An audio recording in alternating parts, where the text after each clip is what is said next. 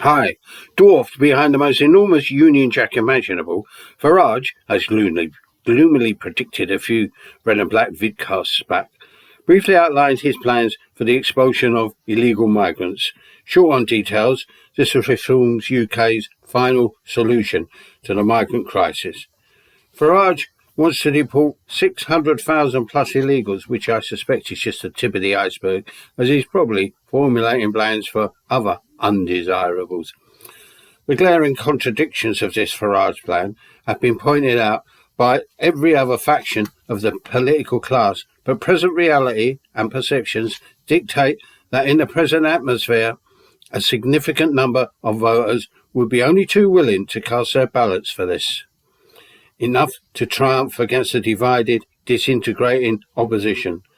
Farage may have peaked too soon, capitalising on the socio-economic problems caused by mass migration, but he's certainly making the running and placing Reform UK 10% ahead in the polls, and there are other factors that may help propel him into power.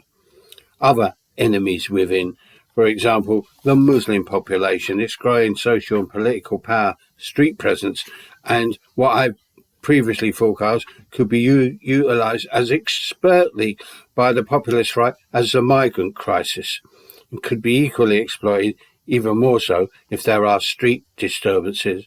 Soon, even if something eliminates Farage as an individual from the equation, Reform's reactionary agenda has, to a degree, already embedded itself into a large part of the voting population. Popular mentality, driven by fear, frustration, the corruption of the political class and the establishment, has shifted dramatically.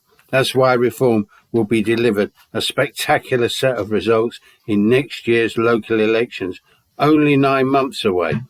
And who's to say that due to circumstances caused by future financial crashes and massive political and social upheaval, that we will have to wait 4 years for another general election?